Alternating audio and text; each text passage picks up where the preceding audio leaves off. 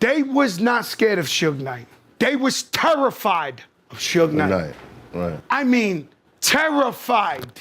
I know. No, to death. To death. When you hear the name Suge Knight, you think of intimidation, fear, and domination. You simply don't know this cigar-smoking bearded man is someone you don't want to mess with. And in the West Coast, during the golden age of hip-hop, Suge Knight ran the streets and the studios simultaneously.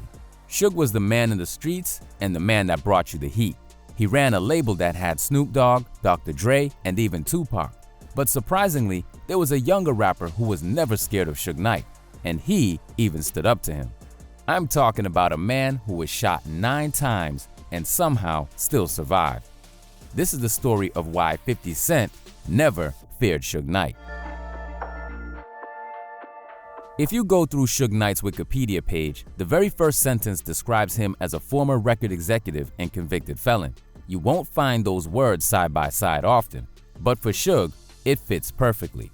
Suge began his career as a concert promoter and bodyguard for various celebrities, but after some time, he decided he wanted to kick things up a notch. So, in 1989, Suge took the plunge and began his music publishing company. And as a businessman, Suge's motto is simple. You either do what he wants, or he visits you with a strap in his hand, or uses other physical means to get what he wants. His mentality is money-oriented.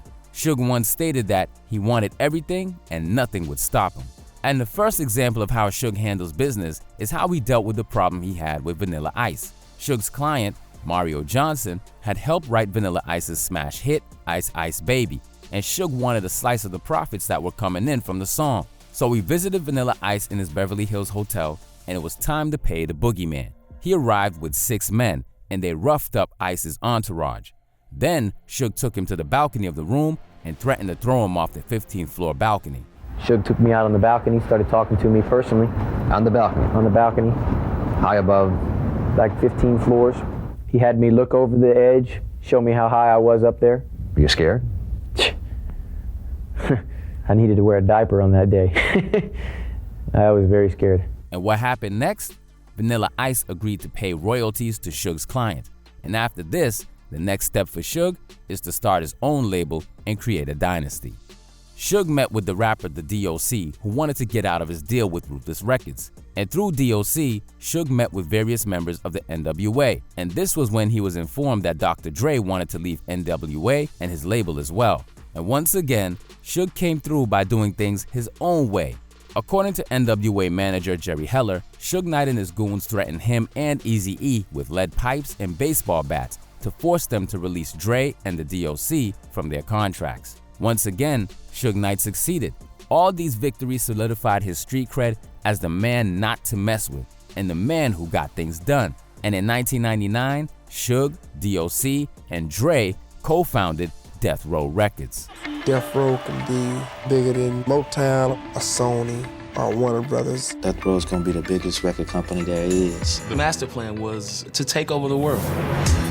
All of the greatest artists came together at one time, and it was like a comet streaking across the sky. Sex, drugs, violence. For better or for worse, gangbanging went pop. It's like everything we touched turned to gold.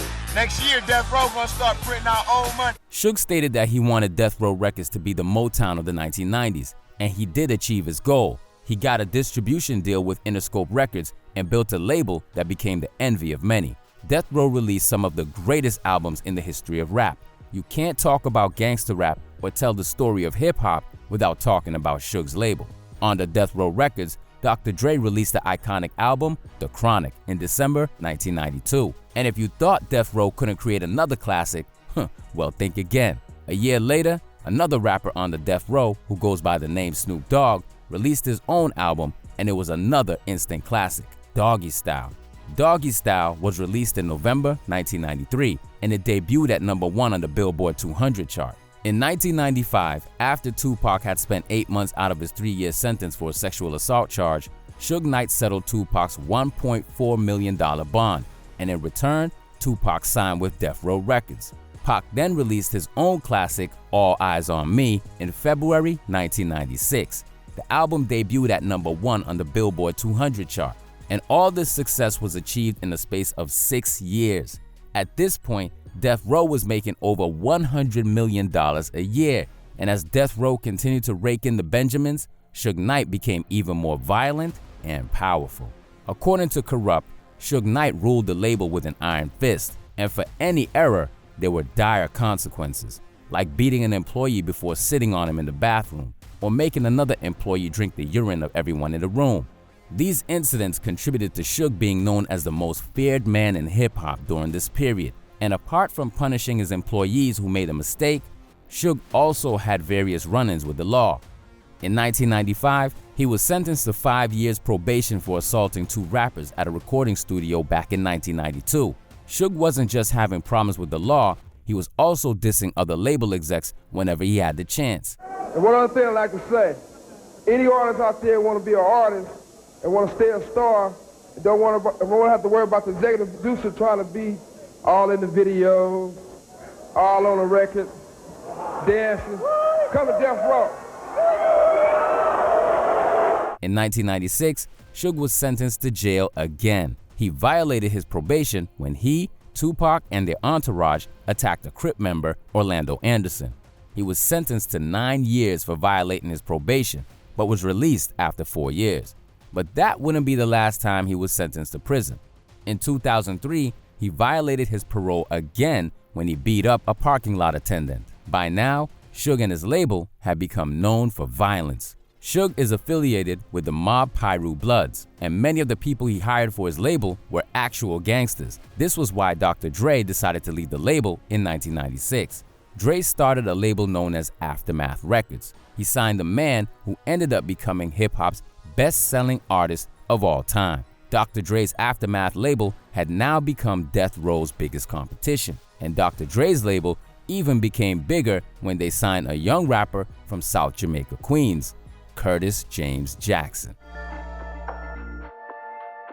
In 2002, Eminem heard 50 Cent's Guess Who's Back mixtape and recognized his potential. M signed him to Shady Records, a subsidiary of Dre's Aftermath label, and after 50 got signed, he made sure everyone never forgot his name. 50 Cent went on to become one of the biggest artists of the early 2000s. His album Get Rich or Die Trying debuted at #1 on the Billboard 200 chart and has since been certified 9 times platinum. 50's album also had hits like 21 Questions, Many Men, Patiently Waiting, and In the Club. And it was while shooting the iconic video for In the Club that Suge Knight decided to holler at 50 Cent. Yeah, like I was like, what happened?